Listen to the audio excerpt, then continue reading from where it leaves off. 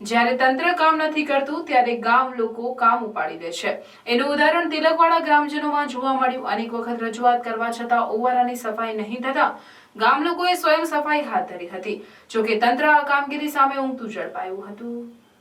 તિલકવાડા નર્મદા ઘાટ ખાતે આવેલો પૌરાણિક ઓવારાની ગામ લોકોએ સ્વયં સફાઈ કરવાની ફરજ પડી હતી। તિલકવાડા નગરમાં નર્મદા ઘાટ ખાતે નાનો ઓવારો આવેલો છે। આ ઓવારો રાજા રજવાડા સમયનો ઓવારો હોય અને આ ઓવારો હાલ ખૂબ જ જર્જરિત હાલતમાં જોવા મળી રહ્યો છે। ત્યારે આગામી સમયમાં નર્મદા પરિક્રમા શરૂ થવાની છે। આ પરિક્રમા દરમિયાન લાખોની સંખ્યામાં પરિક્રમાવાસીઓ અહીં આવતા હોય છે। ત્યારે આ પરિક્રમાવાસીઓને કોઈ તકલીફ ન પડે અને તેનો આસાનીથી તિલકવાડા નગરના દરેક તીર્થ સ્થાનોના દર્શન કરી શકે તે ઉદ્દેશ્ય સાથે તિલકવાડા નગરના આગેવાનો સ્વયં ઝાડુ અને પાવડા લઈ નાના ઓવારાની સફાઈ કરવા માટે આવી પહોંચ્યા હતા અને આ ઓવારાનું વિશેષ ધ્યાન રાખવા માટે વહીવટી તંત્રને અપીલ કરી હતી। ઉલ્લેખનીય છે કે આગામી સમયમાં નર્મદા પરિક્રમા શરૂ થવાની છે। ત્યારે આ નર્મદા પરિક્રમા દરમિયાન લાખો શ્રદ્ધાળુઓ માટે વિવિધ સુવિધા ઉપલબ્ધ કરવા વહીવટી તંત્ર દ્વારા અનેક પ્રયાસો કરવામાં આવી રહ્યા છે। ત્યારે આ પરિક્રમા દરમિયાન અનેક શ્રદ્ધાળુઓ નાવડીમાં બેસીને તિલકવાડા નાના ઓવારા થઈને તિલકવાડામાં આવેલ વિવિધ તીર્થ સ્થાનોના દર્શન કરીને આગળ જતા હોય છે। ત્યારે હાલ આ ઓવારો રાજાશાહી સમયનો અતિ પૌરાણિક ઓવારો છે, પરંતુ આ ઓવારો હાલ ખૂબ જર્જરિત હાલતમાં જોવા મળી રહ્યો છે। ગામ લોકો દ્વારા અનેક વખત રજૂઆત કરવા છતાં આ ઓવારાની સફાઈ કરવામાં આવી નથી।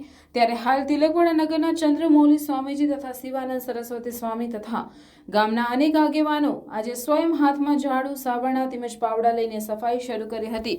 ત્યારે વહીવટી તંત્ર આ ઓવારાને વિશેષ ધ્યાન આપે અને અહીંયા જરૂરી સાફ સફાઈ કરવામાં આવે તેવી સ્વામીજીએ અપીલ કરી હતી। ત્યારે પરિક્રમા માટે આવતા તમામ શ્રદ્ધાળુઓ તિલકવાડા નગરમાં આવેલ તીર્થ સ્થાનોના દર્શનનો લાભ ઉઠાવે તે માટે ચંદ્રમૌલી સ્વામી તથા શિવાનંદ स्वामीजीએ अपील करी હતી। और शम तिलकेश्वर महादेव के दर्शन करके फिर पश्चिम में बहने लगी।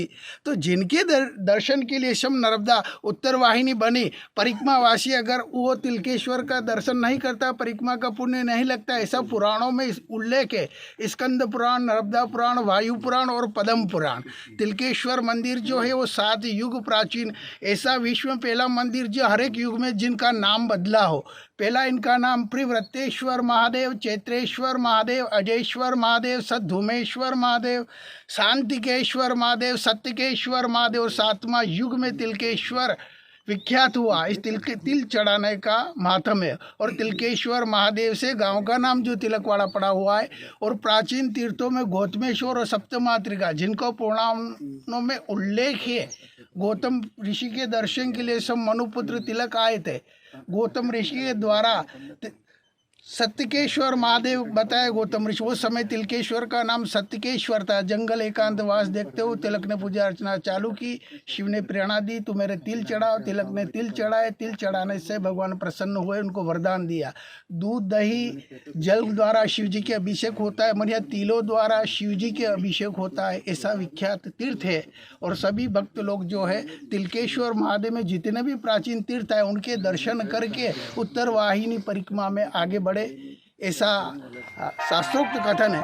તેના માટેની તૈયારીઓનું માહોલ જોવા માટે અહીં અમે તિલકવાડાના જે જૂનો ઘાટ છે રામજી મંદિર પાસેનો ત્યાં આવેલા છીએ। પરંતુ ઘાટની પરિસ્થિતિ એવી છે કે કોઈ પણ વ્યક્તિને ઉપર જવામાં અત્યંત તકલીફ પડે। ઉત્તરવાહિની પરિક્રમાનો આ જે રૂટ છે જેમાં તિલકવાડાના પ્રાચીન મંદિરો આવેલા છે ત્યાંથી જે લોકો દર્શન કરવા ઈચ્છે છે તે લોકો બધા અહીંથી નર્મદા સ્નાન કરી અને આ નૌકા દ્વારા પાર કરી અને અહીંથી આવી અને દર્શન કરીને આગળ વધતા હોય છે।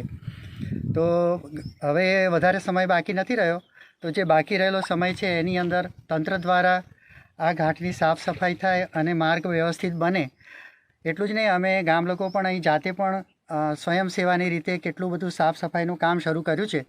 તે છતાં કામ એટલું બધું મોટું છે કે જેમાં અમને તંત્રની મદદની જરૂર છે।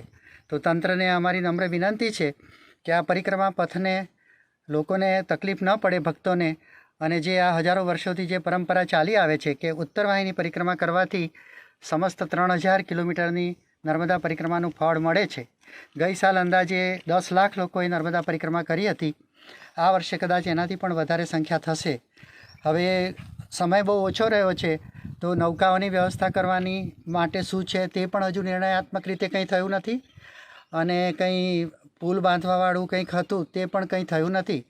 તો હવે આજે 13 તારીખ છે માર્ચની, એટલે બહુ ઓછા દિવસો રહ્યા છે, તો તંત્ર હવે જુએ કે આ પરિક્રમા પથમાં જે જગ્યાએ ચાલવાની ઉપર ચડવાની તકલીફ છે એ માર્ગને થોડો વ્યવસ્થિત અને સાફ સફાઈ કરાવે એવી તંત્રને અમારી નમ્ર વિનંતી છે.